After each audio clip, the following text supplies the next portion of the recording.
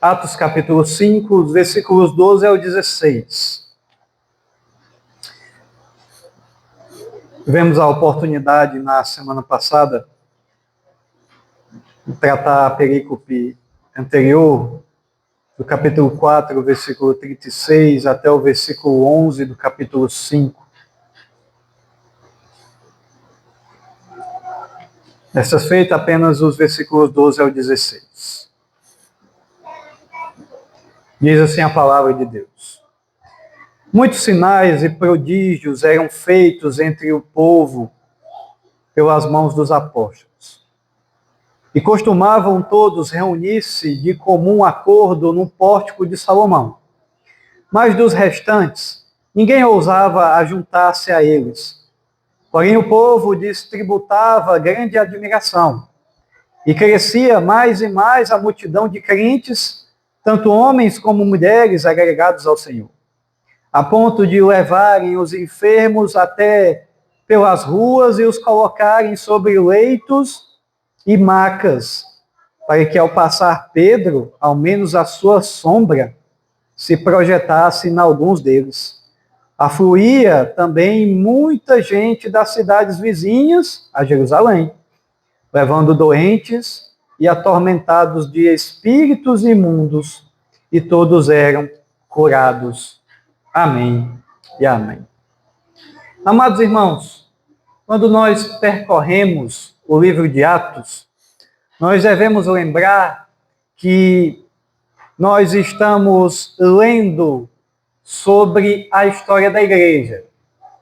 E, ao mesmo tempo, nós estamos lendo, então, sobre a nossa história. Nós estamos vendo como a igreja do Senhor se desenvolveu no decurso dos anos. E ainda hoje, nós lidamos com problemas similares ao que a igreja primitiva teve que lidar nos primeiros séculos. Da mesma forma, nós enfrentamos adversidades assim como eles sofreram. Nós lembramos da pregação da semana passada e nós vimos que a igreja enfrentou problemas e oposição internamente. Nós vemos o primeiro pecado registrado dentro da igreja, dos versículos 1 até o versículo 11, o pecado de Ananias e Safira. Já nesta passagem, dos versículos 12 ao 16, a igreja vai receber oposição externa. Na verdade, todo esse capítulo 5 destaca isso. E nós já podemos perceber que constantemente essa perseguição vai aumentar. E isso já nos mostra que, inevitavelmente, quando nós caminhamos na luz, quando nós pregamos o Evangelho, nós teremos oposição. Seremos opositores de alguém, de pessoas que, de fato, são hostis e que não seguem a Jesus. E um ministério baseado no Evangelho envolve naturalmente que nós continuemos o mesmo ministério que tanto Jesus como os apóstolos ministravam. E as ações dos apóstolos seguem esse padrão nesses versículos 12 até o versículo 42. À medida que eles exercem o seu ministério, nós perceberemos que a perseguição vai se intensificar. E nesse estágio, ela já atinge todos os apóstolos, e as táticas ou a estratégia que os seus opositores utilizam, elas a cada momento vão se agravando mais. Enquanto que nós vemos no capítulo 3 que os apóstolos sofrem apenas ameaças, já no capítulo 5, no versículo 40, nós veremos que eles já são açoitados.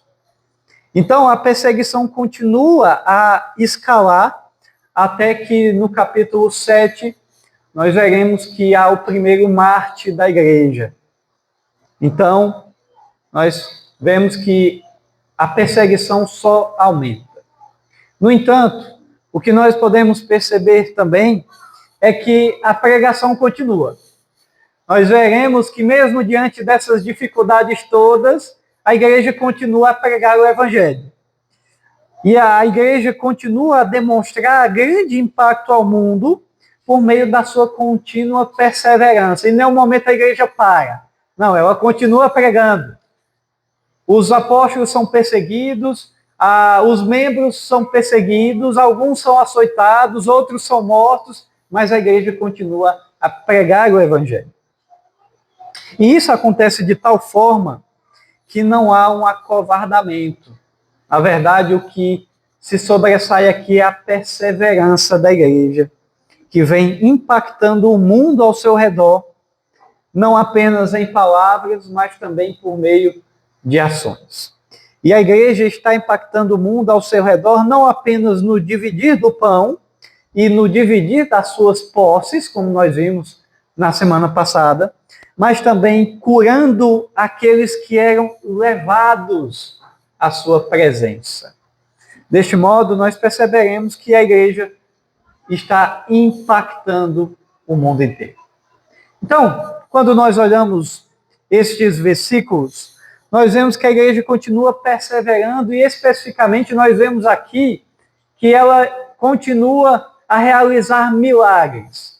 E essa é uma das marcas da igreja primitiva, porque a pregação do evangelho está sendo embasada e fundamentada no fato de que vidas estão sendo convertidas, mas também que pessoas estão sendo curadas.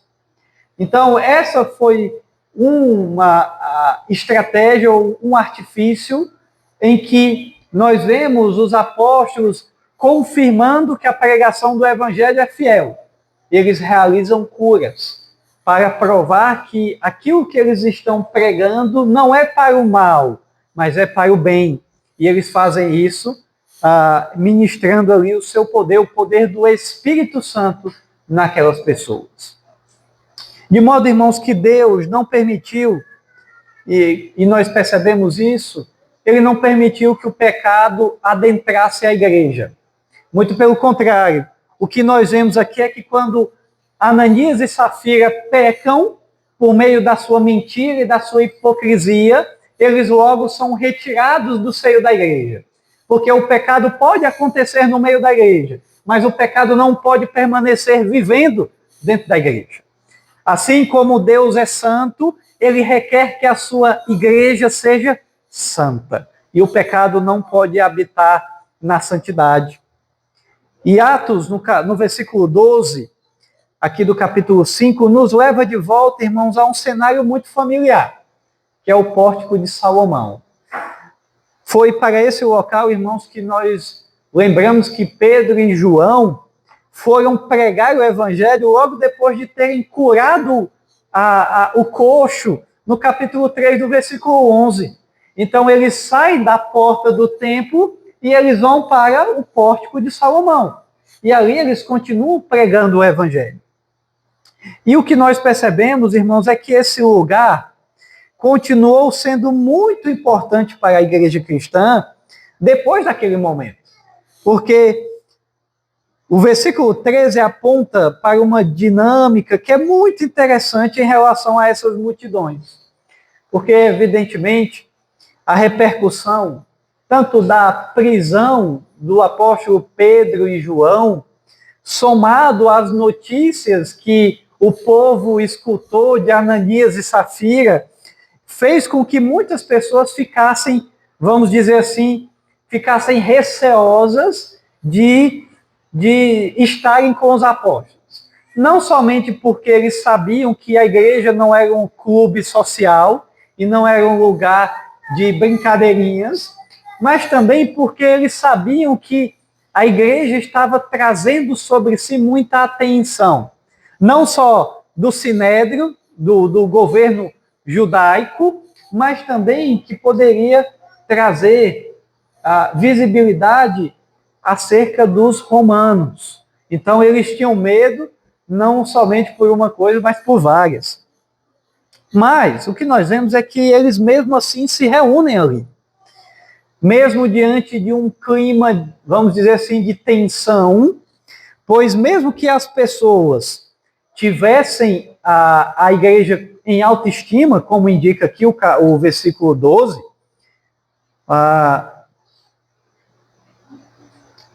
mesmo assim, eles ainda declaram que estavam receosos, não era qualquer pessoa que se achegava na igreja, que se achegavam àqueles apóstolos, porque eles temiam que os seus próprios líderes os perseguissem. Eles sabiam que a partir do momento que eles começassem a andar com aqueles homens, eles seriam perseguidos também. E por isso eles não ousavam se associar com eles. Mas é interessante, irmãos, que ao mesmo tempo dessa tensão, dessa má vontade ou desse medo de querer se chegar perto daqueles crentes, é interessante que o versículo 14 aqui do capítulo 5, Lucas observa que a igreja continuou a crescer. As pessoas tinham receio de se juntar a eles, mas a igreja não parava de crescer. Porque assim como nós já vimos no livro de Atos, o ensino dos apóstolos foi comprovado pelo poder do Espírito Santo e as pessoas percebiam que o que eles estavam pregando era o verdadeiro evangelho. Então, alguns tinham medo de se juntar a eles, mas outros tinham o prazer de se juntar a eles porque eles sabiam que eles estavam pregando o evangelho. E aí a pergunta que nós fazemos é: quem é que pode receber as bênçãos do evangelho? Todos aqueles que sabem que precisam do evangelho são aqueles que recebem as bênçãos do evangelho. Todos aqueles que reconhecem a sua necessidade, a necessidade que eles têm de Cristo, são aqueles que recebem as bênçãos do evangelho. Todos aqueles que veem os benefícios de abraçar as boas novas de Jesus, o Nazareno, aquele que morreu, mas aquele que também ressuscitou, são aqueles que recebem as bênçãos do evangelho. E é interessante notar que esse movimento que está acontecendo aqui não é um movimento novo. Nós vemos eles curando pessoas, mas será que eles estão fazendo isso como uma novidade? Eu acho que não. Até porque o próprio ministério do Senhor Jesus Cristo, ministério terreno, incluiu não apenas a pregação do evangelho, mas envolveu também muitas curas. E a mesma estrutura que é apresentada aqui já tinha sido apresentada anteriormente nos evangelhos.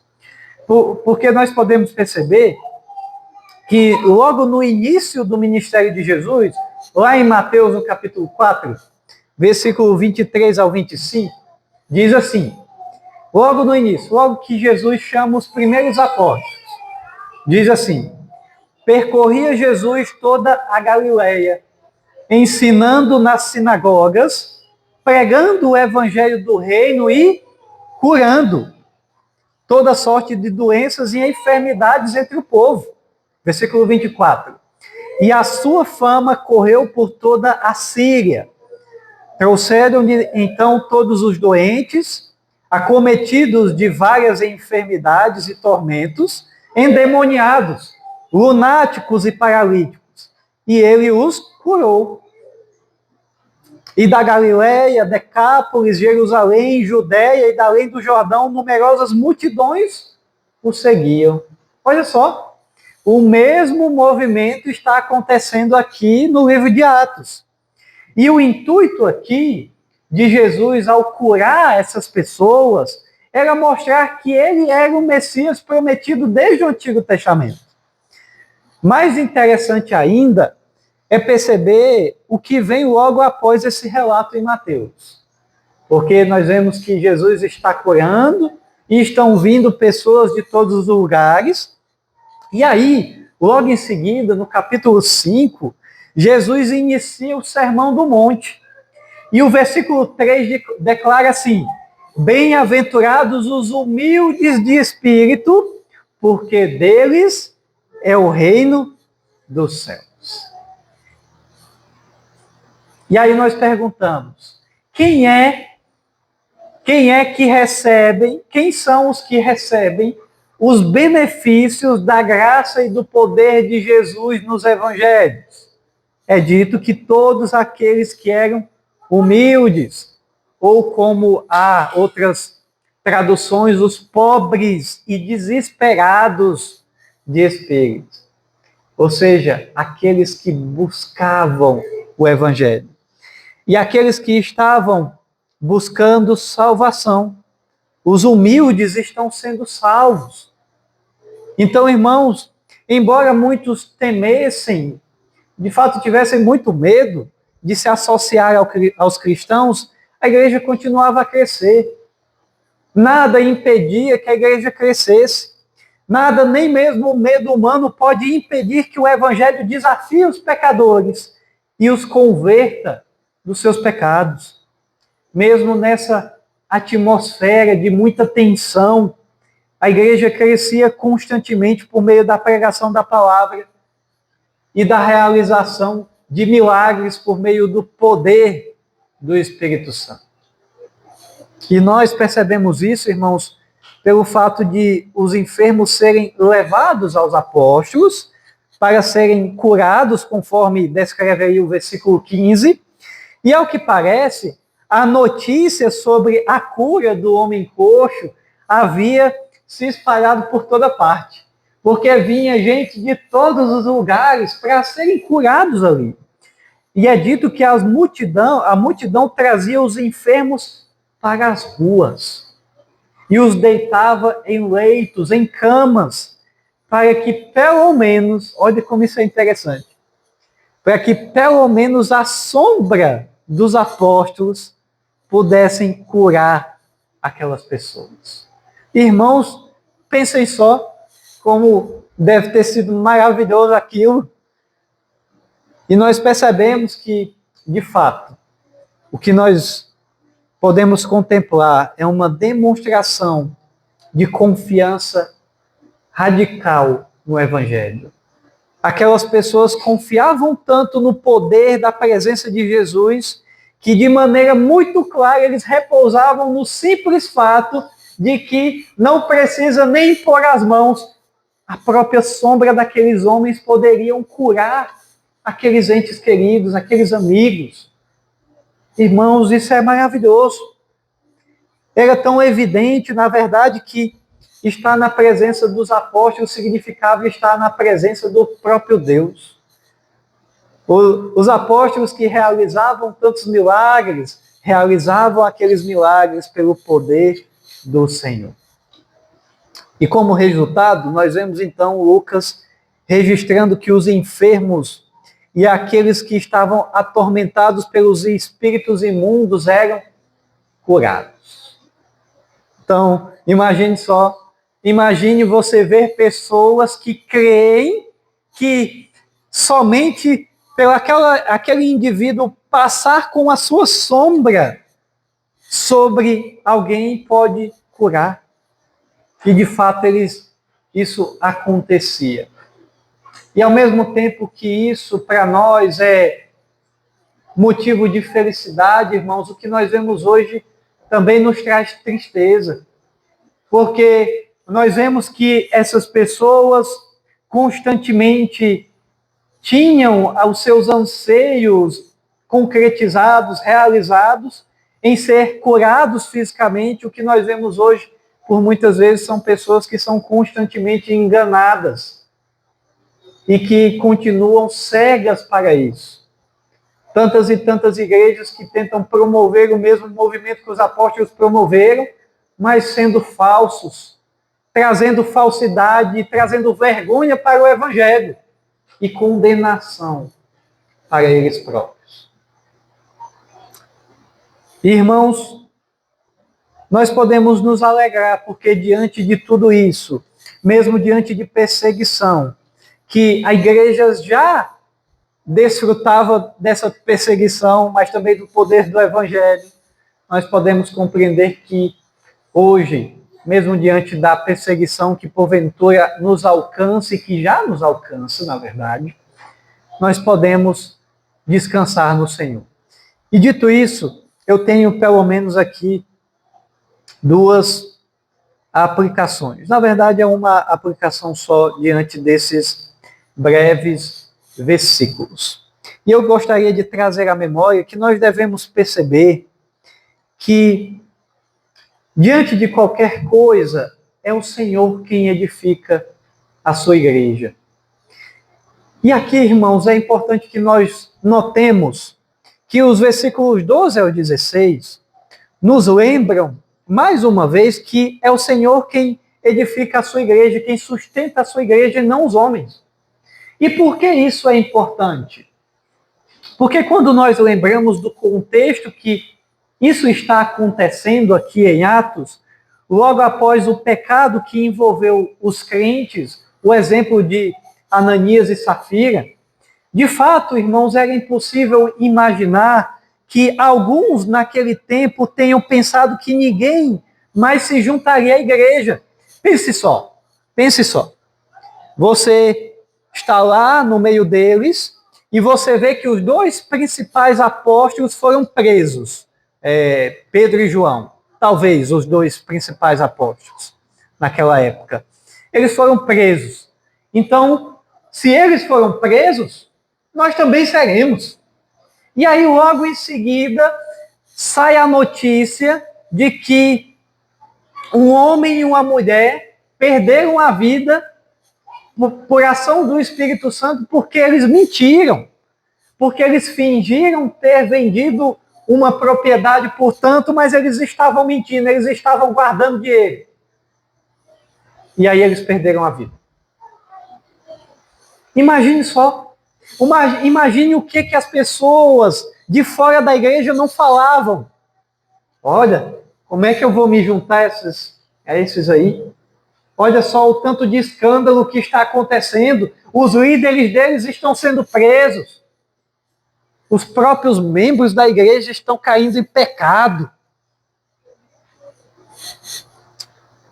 Nós vemos que a perseguição e essas notícias negativas poderiam ter trazido um grande impedimento para novos membros se achegarem ali.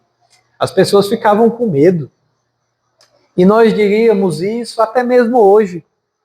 Até se nós usarmos as figuras mais proeminentes nas igrejas, os pastores, e se nós usarmos isso como exemplo, nós faríamos a mesma coisa. E será que nós já não fazemos? Será que nós já não sofremos com isso?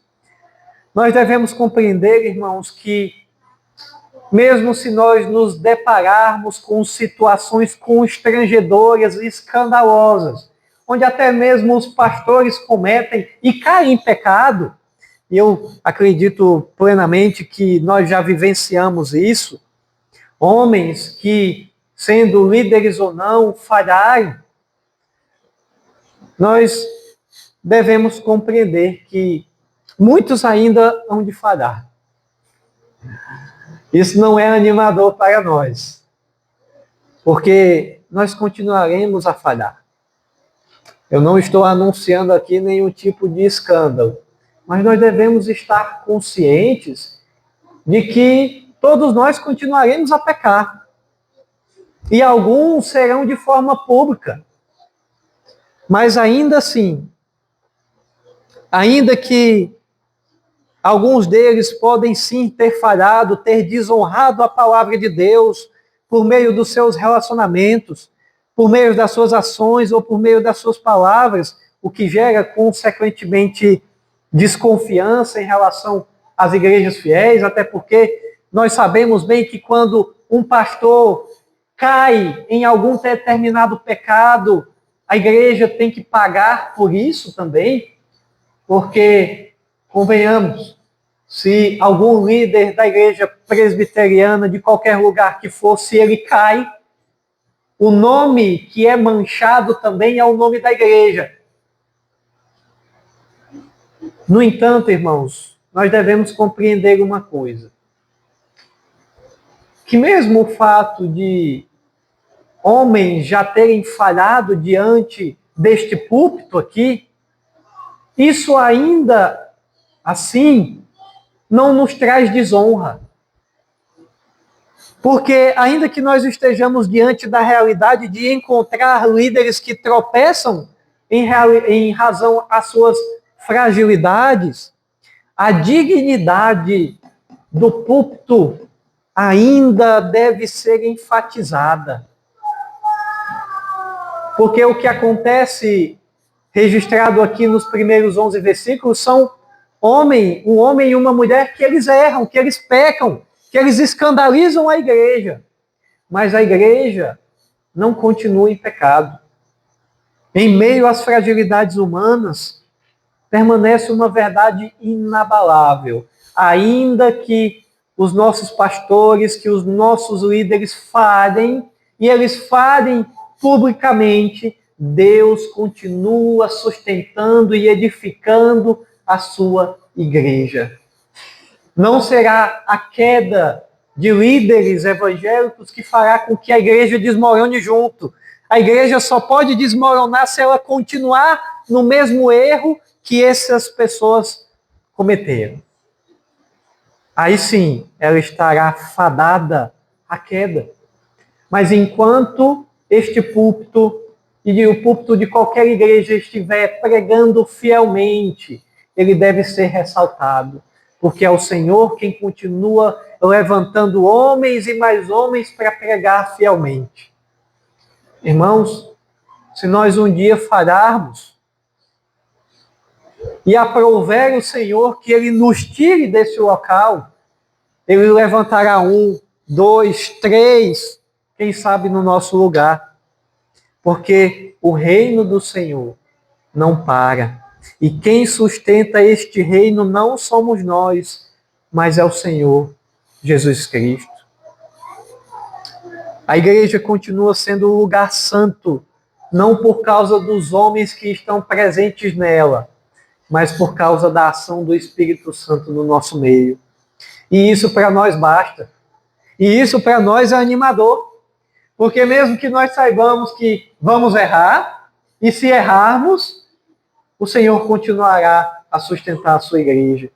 O Senhor sempre proverá maneiras para que a sua palavra fiel seja proclamada, para salvar, para transformar e para sustentar a sua igreja. Nós devemos nos alegrar com isso, irmãos.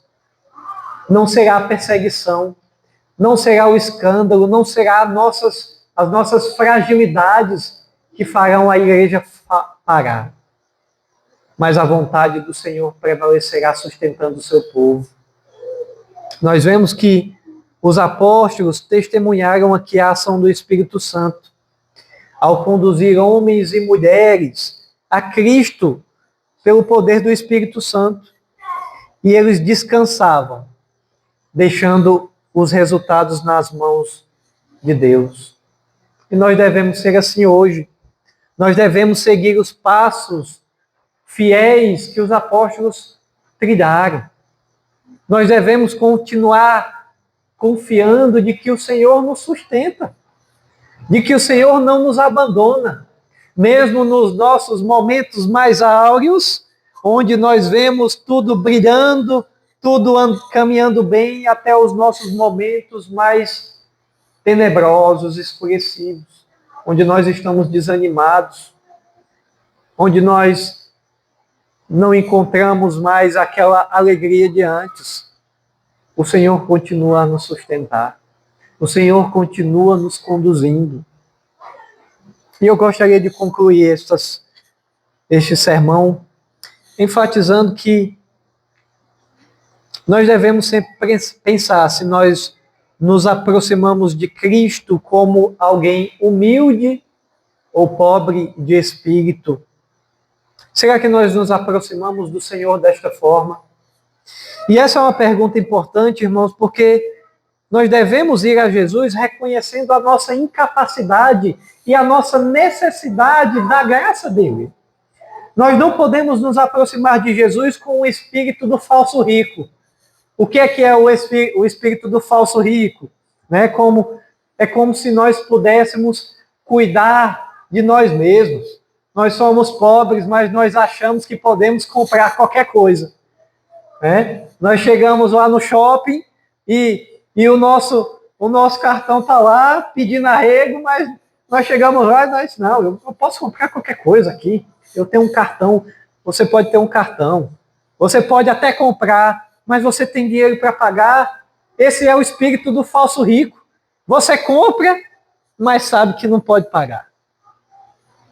Nós não podemos chegar diante de Jesus desse jeito. Nós devemos chegar diante de Jesus sabedores de que nós necessitamos dele, de que ele nos concede perdão diante do nosso arrependimento. Se nós sempre chegarmos diante do Senhor, Senhor, me capacita mais ainda, porque sem mim essa igreja não pode caminhar. Continua a me capacitar para que eu conduza o povo. Não, nós devemos pedir para que o Senhor nos capacite diante da sua misericórdia, para que nós suportemos as dificuldades. Não porque nós sustentamos a igreja, mas porque o Senhor nos dá condições de contemplar a igreja sendo sustentada por Ele próprio. Que, irmãos, que nós possamos reconhecer que diante da nossa grande necessidade, o Senhor já operou tantos milagres e tantas bênçãos na igreja, mas Ele vai continuar a fazer assim. Ele continuará sustentando a sua igreja. Nós vemos que aqui esses versículos revelam que mesmo diante da dificuldade, mesmo diante do pecado inicial que acontece ali no meio da igreja, mesmo diante do temor e da tensão que havia ali no meio, a igreja continua crescendo. Aqui, nós vemos que ela continua crescendo vastamente. Mas, no entanto, nós devemos confiar que o Senhor continuará a dar crescimento à sua igreja. Que Ele vai sustentar a sua igreja. Mas que o tempo não é conforme nós decidimos. É como Ele decide. É como Ele a aprover. Que nós possamos descansar nessas realidades, no fato de que o Senhor nos abençoa, de que o seu sangue nos proveu tamanha salvação, mas que também o Espírito Santo continua a nos capacitar todos os dias para que continuemos e perseveremos nessa caminhada. Caminhada essa que não é fácil, irmãos, mas que nós podemos estar certos de que o Senhor há de prover todas as coisas que a sua igreja necessita. Amém? Feche seus olhos. Vamos orar. Senhor nosso Deus e Pai, nós lemos a Tua palavra, meditamos e pedimos, Pai, que o Senhor mova o nosso coração para reconhecermos que o Senhor está sustentando todas as coisas. Que mesmo diante de todas as dificuldades que possam vir, o Senhor continua fiel à Tua palavra. O Senhor sustenta a Tua aliança fiel, santo. E o Senhor não muda de opinião. O Senhor não volta atrás, porque o Senhor não é como nós. Pedimos que o Senhor nos traga essa confiança e essa certeza. Pedimos tudo isso, Pai, no nome do nosso Senhor Jesus Cristo. Amém e amém. Amados irmãos, vamos nos colocar de pé. Vamos louvar o Senhor com o hino de número 299, Renovação.